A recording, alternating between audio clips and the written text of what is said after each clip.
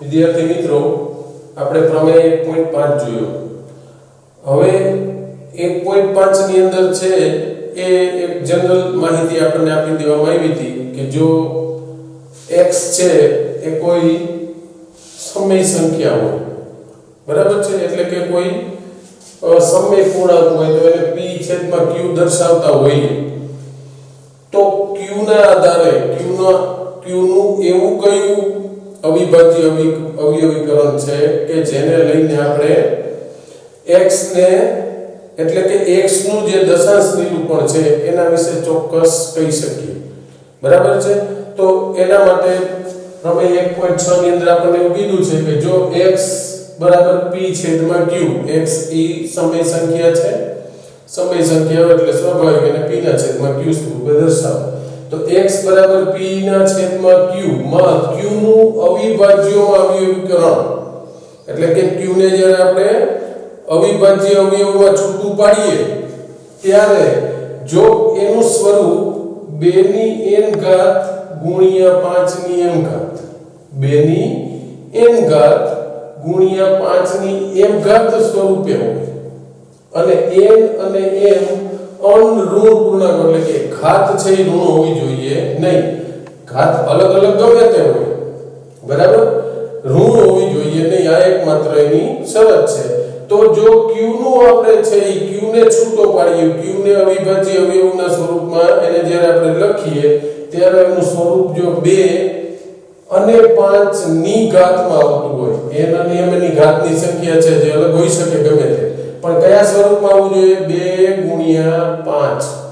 2 અને 5 આ બંને અવયવ છે એની અંદર જો આવતા હોય તો x નું જે દશાંશ નિરૂપણ છે એ કેવું હોય? શાંત હોય। આપણે જે કરીએ છીએ અને પોઈન્ટમાં લખીએ છીએ બધા શાંત નિરૂપણ જ છે, તમે કરો જ છો, પણ આપણને અહીંયા જ્યારે આ પુનરાવર્તન સ્વાધ્યાયમાં ચેપ્ટરમાં કરીએ છીએ ત્યારે આપણને અહીંયા હું પૂછે છે, દાખલા તરીકે મેં તમારી સામે ઉદાહરણો મૂક્યા છે કે એવું કીધું છે કે 5/16 આ જે પૂર્ણાંક સંખ્યા છે અથવા તો એને માની લ્યો કે આ જે સમય સંખ્યા છે તો આનું દશાંશ નિરૂપણ શાંત છે કે નહીં? અહીંયા આપણને આ જે સ્વાધ્યાય છે ચેપ્ટર 1 છે એની અંદર આ જે મુદ્દો અત્યારે આપણે ભણીએ છીએ દશાંશ નિરૂપણનું પુનરાવર્તન, એમાં આપણને એવું પૂછે, એક માર્કમાં પૂછાય છે, બરાબર, કે આ જે સંખ્યા છે તમને વિવિધ સંખ્યાઓ આપી હોય અને પૂછે કે આ સંખ્યાનું દશાંશ નિરૂપણ શાંત છે કે નહીં, બરાબર છે, એના આધારે આપણે કહેવાનું કે ભાઈ શાંત હોય અથવા તો અનંત આવૃત હોય, કારણ કે સમય સંખ્યા માટે બે વિકલ્પ છે કે કાં એનું દશાંશ નિરૂપણ કેવું હોય? શાંત અથવા તો અનંત આવૃત। જો કોઈ સંખ્યાનું દશાંશ નિરૂપણ છે એ શાંત ન હોય, અનંત આવૃત પણ ન હોય અને જો અનંત અનાવૃત પ્રકારનું હોય તો આવી સંખ્યાને અસમય સંખ્યા કહેવાય। જે આપણે વાસ્તવિક સંખ્યાનો મૂળ બેઝ આપ્યો ત્યારે જ આપણે વાત કરી હતી કે અસમય સંખ્યા એટલે એનું દશાંશ નિરૂપણ છે એ કોઈ ચોક્કસ ફોર્મેટમાં ન હોય, કોઈ ચોક્કસ ગણી શકાય એવા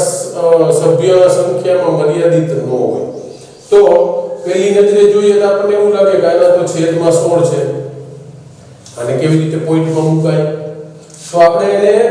આ સ્વરૂપમાં લઈ જવાનું છે, આ સ્વરૂપમાં છે કે નહીં ચેક કરવાનું। જો આ સ્વરૂપમાં આવતું હોય તો કહીશું કે ભાઈ એનું દશાંશ નિરૂપણ શાંત છે, ન આવતું હોય તો આપણે લખી શકીએ ભાઈ એનું દશાંશ નિરૂપણ શાંત નથી। નથી તો કરી શકાય છે કે કેમ? આપણને આ જે ચેપ્ટર છે એની અંદર આ મુદ્દામાંથી આવું પૂછવામાં આવે છે, આ દાખલા હોય એટલા માટે મેં અહીંયા તમને તો દાખલા તરીકે આવું લખાય ને કે 5/16 એટલે 2 ગુણ્યા 2 ગુણ્યા 2 ગુણ્યા 2 2 દુ 4 દુ 8 દુ ને 16 2 ની કેટલી ઘાત થઈ? તો કે 2 ની 4 ઘાત આવું લખાય, આ રકમ જ છે। અચ્છા, હવે 2 ની 4 ઘાત આપી દીધી આપણને, અહીંયા રકમમાં છે જ। હવે જો આપણે એની સાથે 5 ની ગુણાકારમાં છે એ 5 લઈ આવીએ તો આપણું દશાંશ નિરૂપણ આરામથી થઈ શકે કે કે દાખલા તરીકે એને કરવું હોય તો અહીંયા કેટલા મૂકવા પડે મારે તો કે 5 ની 4 ઘાત કેટલા મૂકવા પડે મારે 5 ની 4 ઘાત કારણ કે 2 ની 4 ઘાત તો હતી જ સાથે હું 5 ની હવે ખરેખર 5 ની 4 ઘાત હતી નહીં રકમમાં 5 ની 4 ઘાત છેદમાં નથી પણ આપણે દશાંશ નિરૂપણ બતાવવા માટે આ દશાંશ નિરૂપણ શાંત છે કે નહીં ચેક કરવા માટે આપણે અહીંયા 2 ની સરખી ઘાત કરવા માટે 5 ની 4 ઘાત એડ કરીએ છીએ તો ઉપર પણ આપણે 5 ની 4 ઘાત લખવી પડે જેથી આ બંને હવે ઉડી જાય રકમમાં આપણે કોઈ ફેરફાર કરી ન શકીએ તો ઉપર શું થઈ ગયું 5 ની 5 ઘાત એટલે કે 5 * 5 * 5 * 5 * 5 5 વખત 5 ની 4 ઘાત અને 5 ની 1 ઘાત આધાર સરખા ઘાતનો સરવાળો થાય 4 ને 5 નીચે શું થઈ ગયું તો કે 2 * 5 એટલે કે 10 ની 4 ઘાત એટલે કે 4 મીંડા અને આનો ગુણાકાર 5 * 5 એટલે 25 25 * 5 એટલે 125 125 * 5 એટલે 500 અને 25 50 એટલે 625 અને 625 * 5 5 2 5 10 ને 2 12 1 5 31 25 કેટલા આવ્યા 31 25 હવે આરામથી આને તમે પોઈન્ટ કેટલા આંકડાઓ છે નીચે સોરી એકની ઉપર કેટલા મીંડાઓ છે 1 2 3 અને 4 તો આપણે ડાબી બાજુથી 1 2 3 અને 4 આંકડાની આગળ પોઈન્ટ મૂકશું તો શું થઈ ગયું 0.3125 તો આ જે છે ઈ આ સંખ્યાનું દશાંશ નિરૂપણ થાય આ p છેદમાં q સ્વરૂપની સંખ્યા હતી p છેદમાં q સ્વરૂપ અને એનું દશાંશ નિરૂપણ આપણે બતાવી શકીએ કે 0.3125 એનો મતલબ હવે આને ગણી શકાય કે છેદમાં શૂન્યવાળી સંખ્યા છે અને આ પોઈન્ટ વાળું દશાંશ નિરૂપણ એટલે કેવું દશાંશ નિરૂપણ થઈ ગયું તો કે શાંત થઈ ગયું ચોક્કસ થઈ ગયું તો અહીંયા આપણને જે પૂછવામાં આવી આવે છે દાખલાઓની અંદર કે આપેલી જે સંખ્યા છે એનું દશાંશ નિરૂપણ શાંત છે કે નહીં એના આધારે આપણે કહી શકીએ કે સંખ્યા સમય છે કે નહીં બરાબર બીજું ઉદાહરણ લઈએ અહીંયા આપણને સીધું દેખાતું નથી 125 માં છેદમાં પણ આપણે એને લખીએ તો શું થાય 125 ને 5 ના ગુણાંકમાં લઈએ તો આવું થાય ને કે 5 * 5 * 5 25 25 125 એનો મતલબ આવો થયો કે આવું લખાય કે 17 ના છેદમાં 5 ની 3 ઘાત 1 અને 2 અને 3 વખત છે તો 5 ની 3 ઘાત હવે સમજો કે આ સ્વરૂપ લઈ આવવા માટે 5 ની ઘાત તો છે ઘટે છે કોણ અહીંયા તો કે 2 5 તો છે જ છેદમાં ઘટે કોણ 2 અહીંયા 5 ની કેટલી ઘાત છે 3 તો 2 ની આપણે કેટલી ઘાત લેવી પડશે તો કે 3 આપણે મૂકીએ 2 ની 3 ઘાત તો ઉપર પણ 2 ની 3 ઘાત ગુણવું પડે જે છેદમાં આપણે ફેરફાર કરીએ ઈ જ અંશમાં કરવો પડે તો અહીંયા શું થઈ ગયું તો કે 17 ગુણ્યા 2 ની 3 ઘાત એટલે 2 ગુણ્યા 2 ગુણ્યા 2 અને નીચે તો કે 5 * 10 ની 3 ઘાત હવે 17 * 34 34 * 68 અને 68 * 136 છેદમાં 3 મીંડા એટલે કે 0.136 તો આ જે છે ઈ આ 17.25 નું શું બની ગયું દશાંશ નિરૂપણ અને એમાં આપણે સભ્યોની સંખ્યા ગણી શકીએ છીએ એટલે એને કેવું કહેવાય શાંત તો ખાસ યાદ રાખો કે દશાંશ નિરૂપણ શાંત ક્યારે હોય આ જે પ્રમેય છે એને બરોબર સમજી લો આ એ જ પ્રમેય હતો કે જો x = p ના છેદમાં q ઈ તો સમય સંખ્યાનું સ્વરૂપ છે જ હવે q નું અવિભાજ્યમાં અવયવીકરણ જ્યારે q ના આપણે ગુણાકાર સ્વરૂપે છૂટું પાડીએ તો બે અવયવ એની અંદર આવવા જોઈએ કયા કયા તો કે 1 2 અને 5 આ બે હોય તો જ આ શક્ય છે કે જો બે અને 5 પછી 2 ની ઘાત અલગ હોય 5 ની ઘાત અલગ હોય એનાથી કોઈ પ્રશ્ન નથી પણ 2 અને 5 ના ગુણાકાર સ્વરૂપે હોય n અને m એટલે કે ઘાત છે એ અનઋણ પૂર્ણાંક હોય ધન કોઈ પણ પૂર્ણાંક હોય તો x નું દશાંશ નિરૂપણ શાંત હોય તો આપણે આવી સંખ્યા જોઈને કહી શકીએ કે ભાઈ આ સંખ્યાનું દશાંશ નિરૂપણ શાંત છે આનું પણ દશાંશ નિરૂપણ શાંત છે બરાબર છે આવું બીજું એક ઉદાહરણ લખ્યું છે અહીં આપણે લઈએ ગણતરી કરીએ કે 37 છેદમાં છે 50 બરાબર છે તો આને આપણે લખી શકીએ કે 2 * 5 * 5 ખાસ યાદ રાખો કે આપણે જે સ્વરૂપ લખવાનું છે આ સ્વરૂપમાં જ એટલે તમને એમ થાય કે આ 50 ને આપણે કેવી રીતે ભાગ પાડીએ તો 50 ના 2 અને 5 માં જ ભાગ પાડવાના છે અને જો થતા હોય તો જ ગણવાનું છે એનો મતલબ કે આપણે જેમ અવયવ પાડીએ છીએ ને કે ભાઈ કોઈ પણ સંખ્યાના અવયવ પાડીએ છીએ કે 50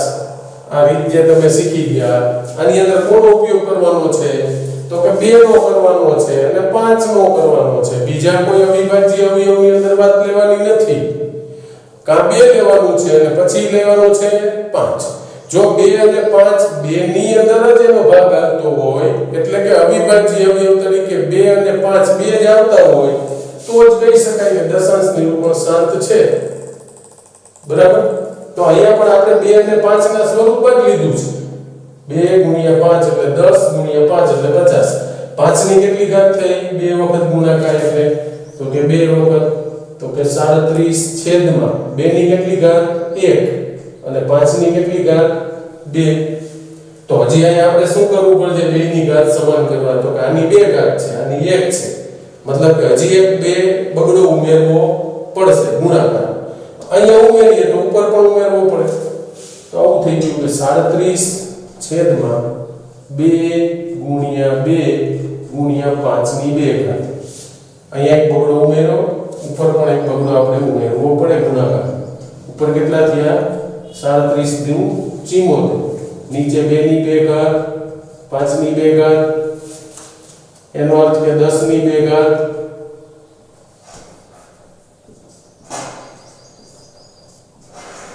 એટલે કે 100 એટલે કે 74 છેદમાં 100 એટલે કે 0.74 તો આ છે ઈ દશાંશ નિરૂપણ થઈ ગયું કોનું 37 ના છેદમાં 50 નું આ એક p છેદમાં q સ્વરૂપમાં છે અસમય સંખ્યા છે અને એનું દશાંશ નિરૂપણ છે ઈ શાંત પ્રકારનું છે 0.74 એટલે શાંત પ્રકારનું શા માટે તો કે એનો જે છેદ છે જો અહીંયા છેદ કેટલો હતો 100 અહીંયા છેદ હતો 125 અહીંયા છેદ હતો 50 તો છેદ જે છે q ઈ કયા સ્વરૂપે હોવો જોઈએ તો કે 2 અને 5 ના અવયવ સ્વરૂપે પછી 2 ની ઘાત ભલે અલગ હોય 5 ની ઘાત અલગ હોય એનાથી આપણને કોઈ ફેર પડતો નથી પણ 2 અને 5 ગુણાંકમાં હોવા જોઈએ તો આ જે દશાંશ નિરૂપણ આપણે બતાવીએ છીએ એ શાંત કહી શકાય તો મેં તમને પહેલા કીધું કે આ જે દાખલાઓ છે આ ચેપ્ટરના એની અંદર 1 માર્કના દાખલાઓમાં ખાલી જગ્યામાં આપણને એવું પૂછવામાં આવે છે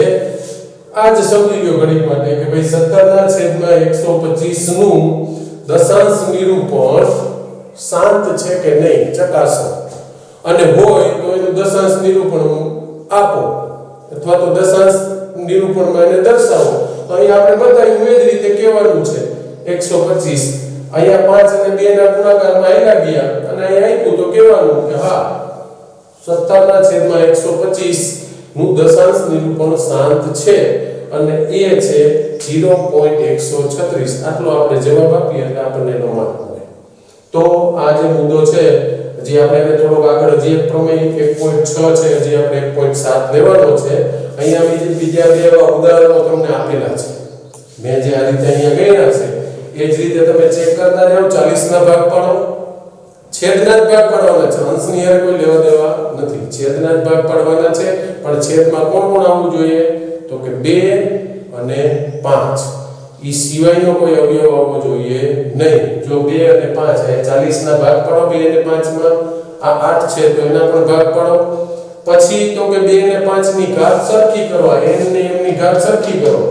ઘટતા હોય એટલા ઉમેરો, એટલા ઉપર પણ ઉમેરો. એ તો સાદી ગણિતની પ્રક્રિયા છે ઘાત સરખી કરવા માટે. અને પછી તમે પોઈન્ટમાં 10, 100, 1000, 10,000 સ્વરૂપે લખો અને એનું પોઈન્ટ કાઢો દશાંશ ચિહ્ન મૂકીને, એટલે દશાંશ નિરૂપણ થઈ ગયું. તો આ બીજા બે ઉદાહરણ અહીંયા મેં તમને આપ્યા છે, જે તમે ગણીને થોડી પ્રેક્ટિસ કરો. બીજા આગળ ઉદાહરણ તમને આપું કે આપણે હજી આની અંદર જે પ્રમેય 1.7 છે, બરાબર, એ પ્રમેય આપણે જોયું. વિદ્યાર્થી મિત્રો, પ્રકરણ પહેલું જે છે આપણે જોઈએ છીએ વાસ્તવિક સંખ્યાઓ. એની અંદરનો આપણો આગળનો જે ટોપિક છે સમય સંખ્યાઓ અને તેના દશાંશ નિરૂપણનું પુનરાવર્તન. આમ તો દશાંશ નિરૂપણ જે છે સંખ્યાઓનું, એના વિશે તો આપણે અગાઉ શીખી ગયા. સમય સંખ્યાઓ એટલે એની અંદર બધી જ સંખ્યાઓ આવે, પૂર્ણ સંખ્યાઓ, પ્રાકૃતિક સંખ્યાઓ, પૂર્ણાંક સંખ્યાઓ. તો એનું દશાંશ નિરૂપણ અગાઉ આવી ગયું છે, અહીંયા પુનરાવર્તનના સ્વરૂપમાં. એટલા માટે કારણ કે સમય અને અસમય આ સંખ્યાઓના દશાંશ નિરૂપણને કઈ રીતે દર્શાવવા, એના માટેના જે પ્રમેયો છે એ ખાસ અહીંયા આપણને અત્યારે જોવા માટે આ ચેપ્ટરમાં આપેલા છે. એટલે આપણે એનો થોડો અભ્યાસ કરીએ તો તમને આ વસ્તુનો ખ્યાલ જ છે. અહીંયા મેં આપ્યું છે કે દરેક સમય સંખ્યાનું દશાંશ નિરૂપણ, સમય સંખ્યા એટલે જેને p/q સ્વરૂપે દર્શાવી શકાય તે. તો એનું દશાંશ નિરૂપણ કેવું હોય? તો કે કાં તો શાંત હોય, બે પ્રકાર હોય, કાં તો કેવું હોય શાંત, અથવા તો અનંત આવૃત હોય. કેવી સંખ્યાઓનું? સમય સંખ્યાઓનું દશાંશ નિરૂપણ એટલે શું તો ખ્યાલ છે તમને. દશાંશ નિરૂપણ એટલે પોઈન્ટમાં આપણે જે જવાબો પોઈન્ટની અંદર લખીએ છીએ એ પોઈન્ટ વાળું નિરૂપણ એટલે દશાંશ નિરૂપણ કહેવાય. બરાબર છે? તો અહીંયા બે શબ્દોને થોડા આપણે સમજી લઈએ કે શાંત. શાંત એટલે કેવું? તો કે સભ્યની સંખ્યા મર્યાદિત હોય અથવા ટૂંકમાં ગણી શકાય. ટૂંકમાં ગણી શકાય એટલા સભ્યો હોય તો એને શું કહેવાય? શાંત. અને અનંત એટલે અમર્યાદિત સભ્યો હોય, એની અંદર સભ્યોની સંખ્યા ગણી ન શકાય. અને બીજો એક નવો શબ્દ આપણા માટે છે આવૃત. તો આવૃત એટલે શું? તો કે કોઈ ચોક્કસ ક્રમની અંદર પુનરાવર્તિત થવું. અહીંયા આપણે આંકડાઓની વાત કરીએ છીએ એટલે સંખ્યાઓનું એક એવું ચોક્કસ ક્રમની અંદર પુનરાવર્તિત થવું. દાખલા તરીકે 1 2 3, પાછા 1 2 3, 1 2 3, 1 2 3, એવી રીતે એ જ ચોક્કસ ક્રમની અંદર જો સંખ્યાઓ છે પુનરાવર્તિત થતી હોય તો એને આવૃત છે એવું કહેવાય. કોઈ ભાગાકાર કરીએ ત્યારે આપણને ખબર છે 0.333333 અનંત સુધી ભાગાકાર કેટલો આવે છે આપણને ખબર નથી, પણ આપણે પોઈન્ટ પછી બે આંકડાને બદલે 3 4 આંકડા સુધી મેળવીએ જવાબ તો 0.3333 આવો જવાબ આવે. મતલબ કે આમ અનંત છે, સભ્યોની સંખ્યા કેવી છે? અનંત છે. એટલે કે ગણી શકાય એવી નથી, પણ કેવી છે? ચોક્કસ ક્રમમાં પુનરાવર્તન પામે. એટલે કે 3 3 3 3 આવો જવાબ આવે છે. તો આ જે છે ઈ આવૃત આવો શબ્દ કહેવાય. તો એનો અર્થ એવો થયો કે કોઈ પણ સમય સંખ્યાનું દશાંશ નિરૂપણ છે એ બે પ્રકારનું થાય. એક શાંત અને બીજું અનંત. બરાબર? અને અનંતની અંદર એક આવૃત એટલે કે ચોક્કસ ક્રમમાં રિપીટાઇઝ થાય. બરાબર છે? તો આના માટેનો એક પ્રમેય છે, પ્રમેય 1.5. અહીંયા છે ને આપણે વ્યાખ્યા સ્વરૂપની અંદર દર્શાવ્યું છે કે જો x એ શાંત દશાંશ નિરૂપણ વાળી સમય સંખ્યા હોય. શું કહે છે? x એ શાંત દશાંશ નિરૂપણ વાળી, એટલે કે એનું નિરૂપણ દશાંશ એટલે કે પોઈન્ટની અંદર એનો જવાબ લખી શકાય છે. પોઈન્ટમાં જવાબ લખી શકાય એટલે દશાંશ નિરૂપણ વાળી સંખ્યા થાય. તો આપણે જાણીએ છીએ કે x ને આપણે p/q સ્વરૂપમાં દર્શાવીએ. સમય સંખ્યા કોઈ પણ હોય તો એને કઈ રીતે દર્શાવાય? p/q. જ્યાં p અને q પરસ્પર કેવા હોય? અવિભાજ્ય. આપણે આગળ છે જોઈ ગયા બધી વસ્તુ. તો આવા જે સ્વરૂપમાં આપણે સમય સંખ્યાને દર્શાવી p/q છેદ શું છે એની અંદર q, છેદની અંદર કયો પૂર્ણાંક છે q, તો q નું અવિભાજ્ય અવયવીકરણ 2 ની n ઘાત ગુણ્યા 5 ની m ઘાત ના સ્વરૂપમાં હોય તેવા pq સ્વરૂપમાં દર્શાવી શકાય. વ્યાખ્યા અને જે સ્વરૂપમાં પ્રમેયની જે આપ્યું છે એના કરતા અહીંયા તમે ઉદાહરણમાં જોઈ શકો કે શું આપ્યું છે 0.35. આવી બધી સંખ્યાઓથી આપણે પરિચિત છીએ દશાંશ નિરૂપણ કે ભાઈ અહીંયા પોઈન્ટ પછી કેટલા અંક છે 2. આને કાઢવો હોય તો શું કરવું પડે તો કે છેદમાં 2 શૂન્ય મૂકવાના એટલે કે 35 ના છેદમાં 100. અહીંયા 2.6 પોઈન્ટ પછી કેટલા આંકડા છે 1. કાઢવા હોય તો છેદમાં 100 મૂકવું પડે 10. તો આપણને ખબર છે અને એનાથી ઊંધું કે છેદમાં 2 મીંડા હોય તો ડાબી બાજુથી 2 આંકડા આગળની આગળ પોઈન્ટ મુકાય. છેદમાં 3 શૂન્ય હોય તો 3 આંકડાથી આગળ પોઈન્ટ મુકાય. 4 હોય તો 4 થી આગળ મુકાય. તો આ જે છે એ દશાંશ નિરૂપણ જ છે. આ જે પોઈન્ટ વાળું આપણે લખીએ છીએ પોઈન્ટમાંથી છેદમાં શૂન્યવાળી સંખ્યા લખીએ અથવા તો છેદમાં શૂન્યવાળું હોય એમાંથી પોઈન્ટ વાળું લખીએ, આ બધાને શું કહેવાય દશાંશ નિરૂપણ જ કહેવાય. આવું આપણે શીખી ગયા. પણ અહીંયા આપણને સમય સંખ્યાના સ્વરૂપમાં શું કહે છે કે p છેદમાં q, અને આપણે પણ જાણીએ છીએ કે નીચે કોઈ પણ સંખ્યા છે એનું દશાંશ નિરૂપણ ક્યારે શક્ય બને કે છેદની અંદર કેવી સંખ્યા હોવી જોઈએ શૂન્યવાળી 10, 100, 1000, 10000, લાખ કોઈ પણ. અચ્છા હવે વિચારો કે છેદમાં શૂન્યવાળી સંખ્યા ક્યારે આવે? q છે એનું અવિભાજ્ય અવયવીકરણ કેવી રીતે થાય તો કે છેદમાં 10 અથવા તો 100 અથવા તો 1000 આવી સંખ્યા ક્યારે આવે કે જો છેદની અંદર 2 અને 5 બંને અવિભાજ્ય અવયવ 2 અને 5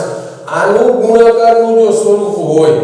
બરાબર છે. અહીંયા જે છેદમાં q છે ને q, ઈ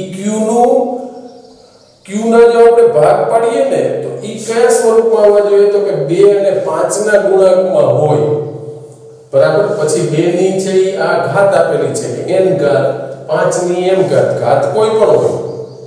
ઘાત કોઈ પણ હોય, પણ સ્વરૂપ કેવું આવવું જોઈએ તો કે 2 ગુણ્યા 5 તો 10 થાય. નીચે 10 હોય, 100 હોય, 1000 હોય, 10000 હોય તો આવી રીતે આપણે પોઈન્ટમાં કાઢી શકીએ. આપણને ખ્યાલ છે. જો અહીંયા ઉદાહરણમાં બતાવ્યું મેં 0.35 એટલે આપણે પોઈન્ટ પછી બે આંકડા કાઢ્યા એટલે 35 ના છેદમાં 100.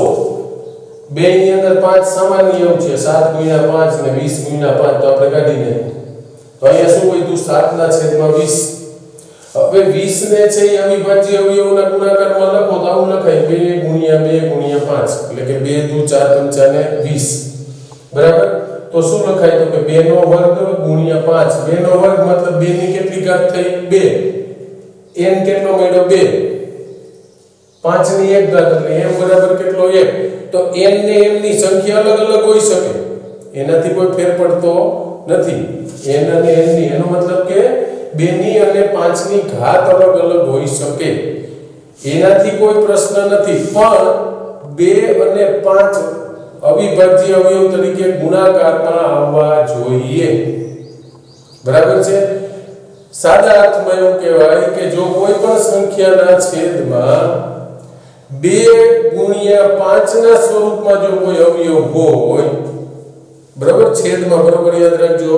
સમય સંખ્યા એટલે અંશ અને છેદના સ્વરૂપમાં દર્શાવાય p અને q સ્વરૂપમાં. તો આ p અને q છે એની અંદર q ના અવયવ જે છે ઈ 2 અને 5 કયા 2 અને 5. જો આ બે પછી ઘાત ભલે અલગ અલગ હોય પણ જો ગુણાકાર 2 અને 5 ના સ્વરૂપમાં હોય તો આવી જે સંખ્યા છે અસમય એનું સ્વરૂપ કેવું હોય તો કે શાંત, બરાબર છે. એટલે અહીંયા તમે જોઈ શકો કે પોઈન્ટ ગણે તો આવા કોઈ પણ ઉદાહરણો, દાખલા તરીકે 0.12, 0.570, બરાબર છે, 0.0120,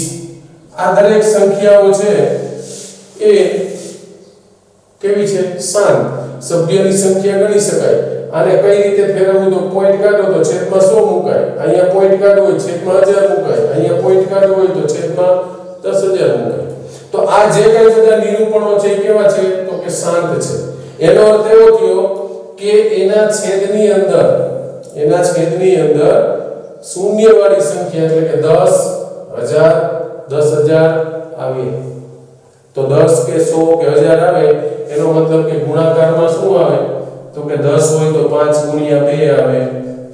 બરાબર 100 હોય તો કે 5 ગુણ્યા 20 આવે તો પણ 100 થાય અથવા તો 50 ગુણ્યા 2 આવું પણ થઈ શકે 1000 હોય તો 50 ગુણ્યા 20 પણ લખાય એનો મતલબ કે 5 અને 2 આ બંને અવયવો આવવા જોઈએ બરાબર છે અહીંયા આપણો જે શીખવાનો મુદ્દો